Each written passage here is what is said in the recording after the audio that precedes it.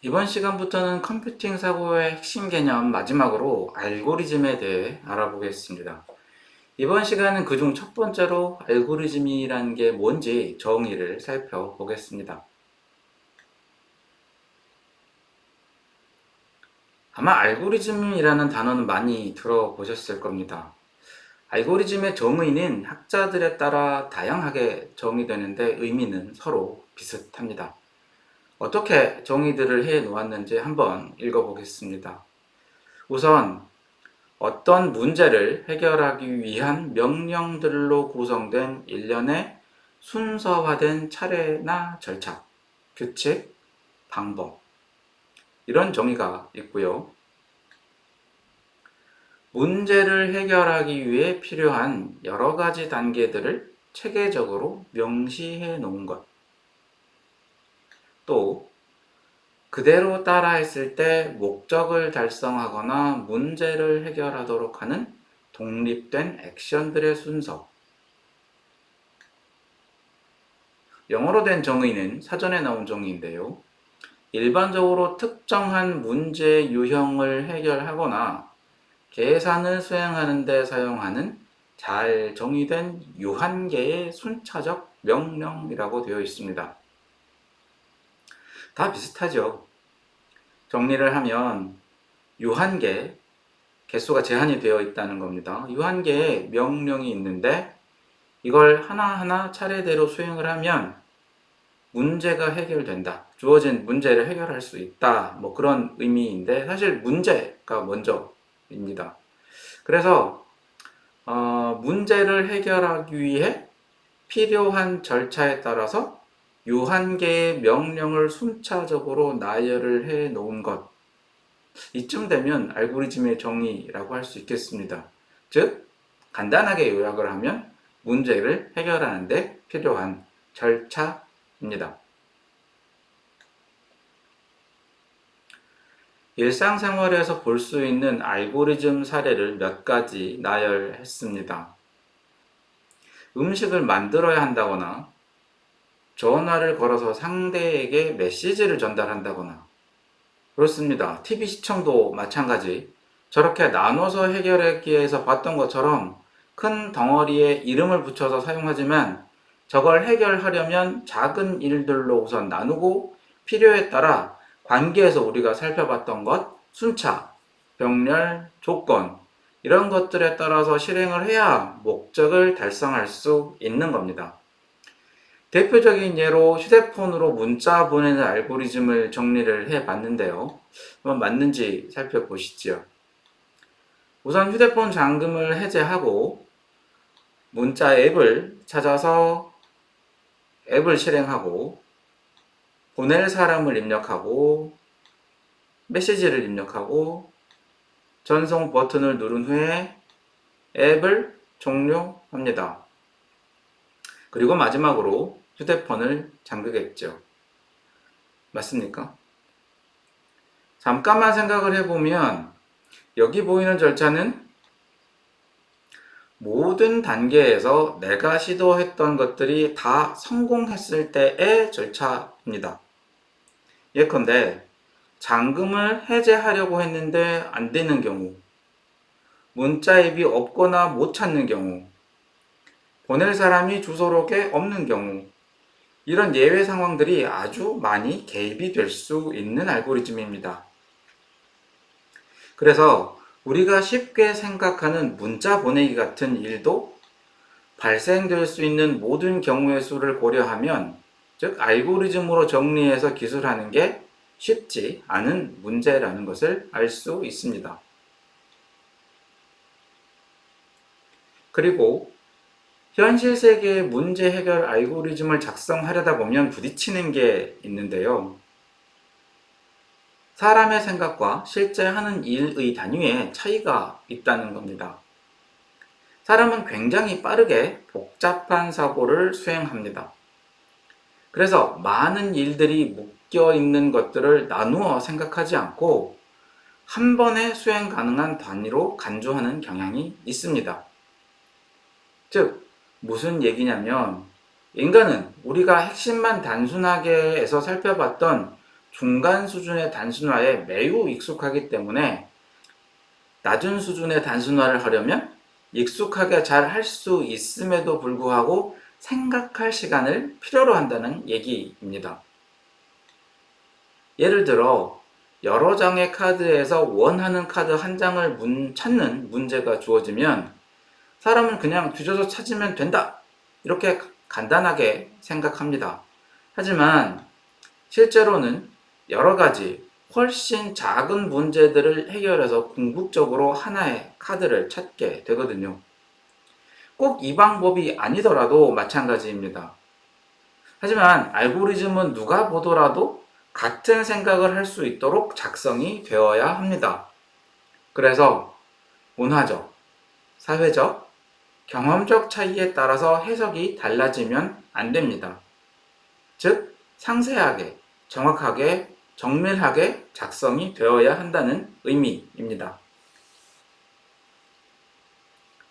그리고 컴퓨팅 사고는 컴퓨터 과학을 바탕으로 한 문제 해결 절차이기 때문에 알고리즘 역시 컴퓨터 과학을 바탕으로 작성이 되어야 합니다.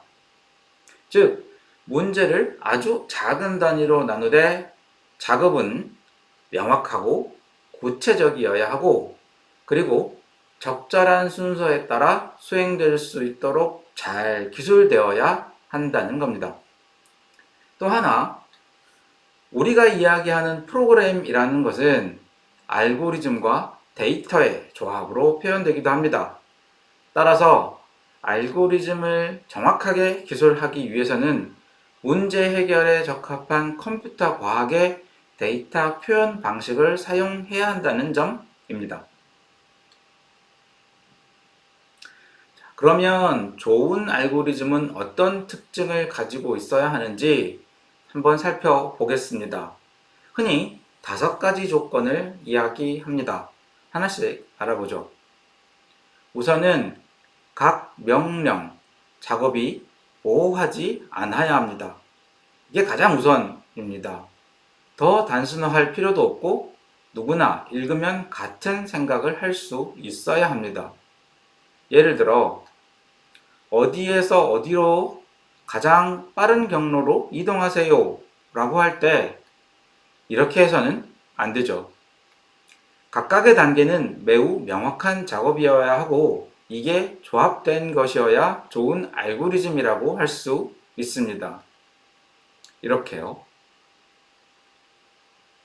왜 그러느냐면 모호한 내용은 사람마다 이해가 다르고 이해가 다르면 행동이 달라지고 결과가 달라집니다. 즉, 그렇다는 건 최초에 주어진 문제가 아닌 다른 왜곡된 문제의 해결이 될 수 있기 때문입니다. 두 번째는 작업이 정확한 순서로 정의되어 있어야 한다는 겁니다. 예를 보면 훨씬 쉬운데요. 격자 모양의 구조가 있고 여기서 인접한 우측 상단 셀로 이동해야 한다고 할 때 만약 오른쪽 앞으로라고 이야기를 하면 어디인지 정확하게 알 수가 없습니다. 이건 좋은 알고리즘 첫 번째 조건에도 위배가 됩니다. 작업은 명확한 순서로 방향을 바꾸고 한 칸을 이동하고 이런 식으로 명확하게 세세한 작업으로 정의가 되어야 합니다. 좋은 알고리즘의 세 번째 조건은 알고리즘을 구성하는 각 명령이 모두 실행 가능한 작업이어야 한다는 겁니다. 당연한 이야기지요. 길을 찾는데 강 위를 걸어서 이동한다거나 숫자를 0으로 나눈다거나 최단거리 알고리즘이라고 해서 출발지에서 목적지로 직선으로 이동한다거나 이런 건 현실 세계에서 불가능한 일입니다. 네 번째 조건은 입력과 출력이 잘 정의가 되어 있어야 한다는 겁니다. 입력은 지정된 형태로 잘 수용이 되어야 하고 그래서 처리되어야 하고 그 결과를 내놓을 수 있는 형태로 알고리즘이 작성되어야 한다 라는 의미입니다. 내비게이터에 출발지와 목적지를 입력하면 경로를 제시해 주는 게 흔히 볼 수 있는 사례입니다. 우리는 문제 해결을 위해 알고리즘을 작성하기 때문에 알고리즘 수행 후에 제시된 결과가 어떤 형태든 값일 수도 있고 경로일 수도 있고 소리 혹은 이미지 혹은 영상일 수도 있죠. 형태야 어떻든 최초에 주어진 문제를 해결한 결과를 출력으로 만들어낼 수 있어야 한다라는 의미입니다. 좋은 알고리즘의 마지막 조건인데요. 이건 알고리즘의 정의에도 포함된 단순하지만 중요한 조건입니다. 알고리즘이 언젠가는 종료가 되어야 한다는 겁니다. 영원히 실행되는 알고리즘은 없습니다. 어떤 조건이든 실행을 멈출 수 있는 조건을 포함해야 합니다.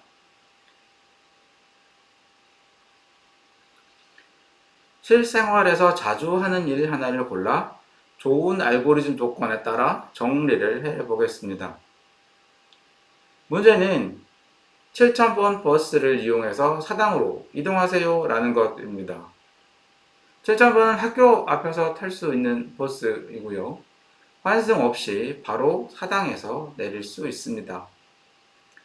이런 문제를 주면 사람은 이렇게 답변하겠지만 우리는 알고리즘의 조건을 배웠으니 정교하게 정리해야 한다는 사실을 알고 있습니다. 그래서 알고리즘은 이렇게 작성돼야 한다는 것을 알고 있습니다. 즉, 버스 정류장까지 나름의 방법으로 이동을 했다고 가정을 하고 알고리즘은 시작합니다. 자, 정류장에서 버스가 오기를 기다리고 있다가 버스가 하나가 도착을 하면 버스 번호를 먼저 확인을 해야겠죠. 7000번만 오는 게 아니거든요. 그래서 만약에 7000번이면 탑승을 해서 이동하면서 목적지 정류장인지 지속적으로 확인을 해야죠. 그렇게 이동하면서 계속 확인하는 작업을 반복을 하다가 목적지에 도착하면 내리겠지만 우선 목적지에 가는 버스가 아니라고 한다면 다음 오는 버스를 기다려야 합니다. 그리고 내려야 하는 정류장이 아니면 다른 정류장까지 갈 수 있도록 기다려야 합니다. 즉, 알고리즘은 이렇게 세분화되고 구체적인 작업의 정확한 순서로 기술이 되어야 한다는 겁니다. 이렇게 이번 시간에는 알고리즘의 정의 그리고 좋은 알고리즘의 조건을 알아보았습니다.